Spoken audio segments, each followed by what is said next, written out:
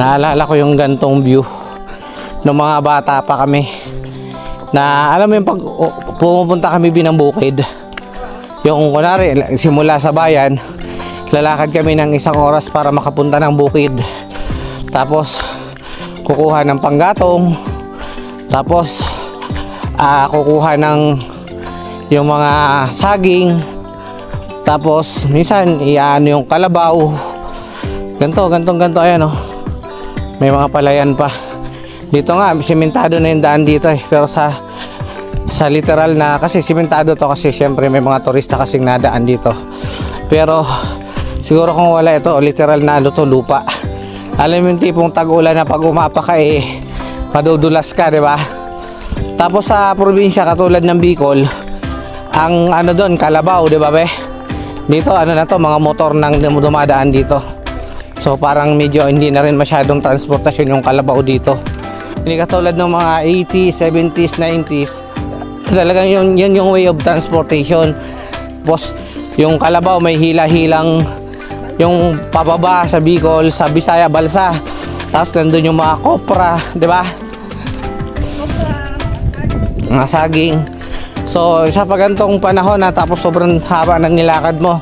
Tapos yan katulad nito. Naamoy ko yung ano, yung alam mo yung amoy ng damo tapos amoy ng tae ng kalabaw na pinaghalo. Yan, yung ganito yung mga pag napapapunta ka sa bukid, ganyan yung mga amoy na naaalala mo ng mga kabataan mo na ikaw ay nasa probinsya pa. Siyempre, laking probinsya tayo, hindi katulad ng iba.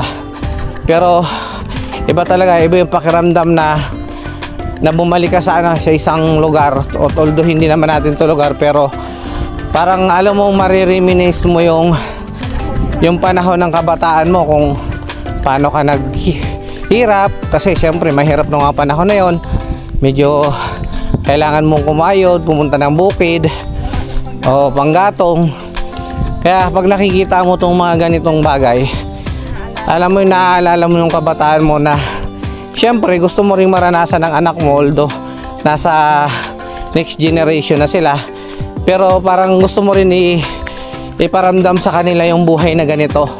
Hindi dahil gusto mo maging mabuhay sila ng ganito, dahil gusto mo ma-experience kung ano yung na-experience natin nung tayo yung mga kabataan pa, diba? Kaya mga ka-road trip, para sa inyo yung mga kabataan dyan, hindi nyo lang alam kung ano yung ay hirap ng buhay na dinanas ng mga magulang natin, magulang nyo, para nung panahon na sila ay nasa bukid, tayo ay nasa Metro Manila na. So kailangan sikapin natin na makapagtapos. Siguro yung bukid magiging ano na lang magiging bakasyonan na lang, diba? Bilang part na lang ng bakasyonan, pero hindi katulad nung mga henerasyon ng mga magulang na talaga namang talagang nabuhay sa probinsya. Kaya maswerte pa rin tayo, pero kahit maswerte tayo, sigurado hahanapin nyo yung buhay probinsya kahit hindi kayo lumaki sa probinsya.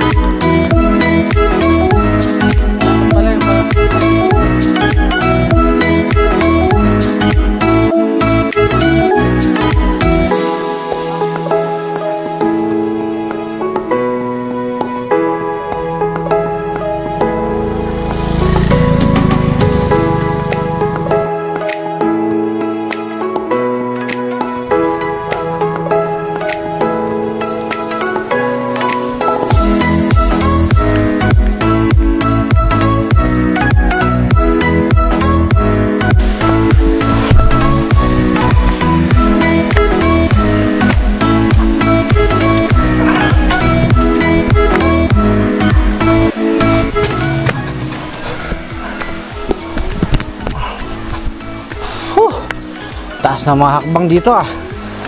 Parang hindi kakayanin ito ng matatanda. Ganun ka taas ng hakbang.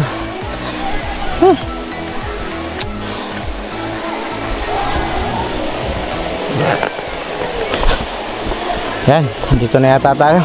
Yeah.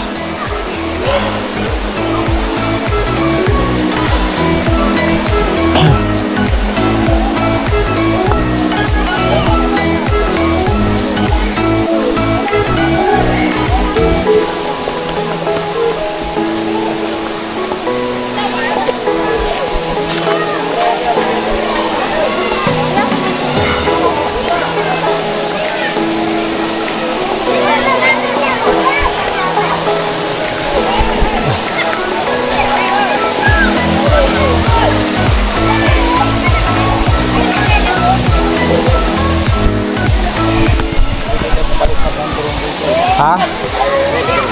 Oh, pataas lang. Taas na lang. Taas na pa nakakalula. Oo.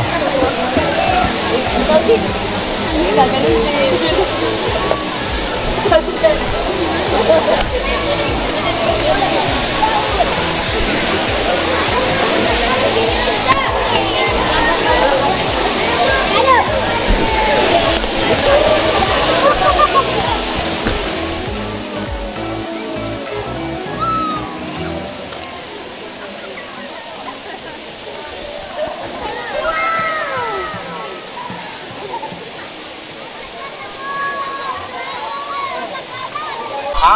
Hanggang saan? Pagdating doon, hindi na malalim. Dito ka baliga. Paribasa hindi marunong lumangoy. Oo, wait lang. Titignan ko lang.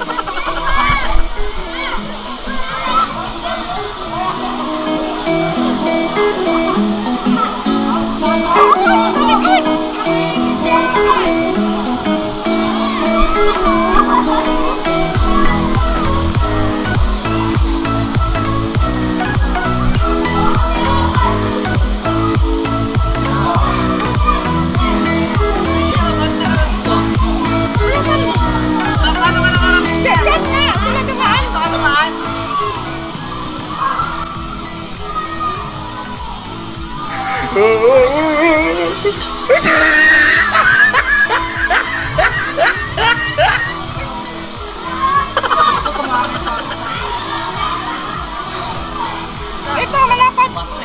Malapad. Ah, daming bato.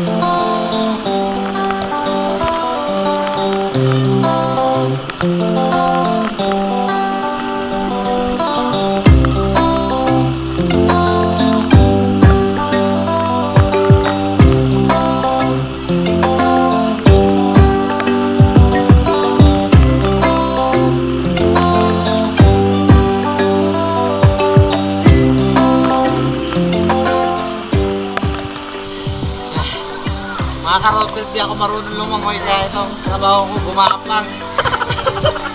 Gumapang sa bato. Lugi tayo eh. Kasi tayo mga hindi marunong lumangoy, ang katapat lang natin tabo. Malino yung kamay ko eh. Malalim ah. Oo.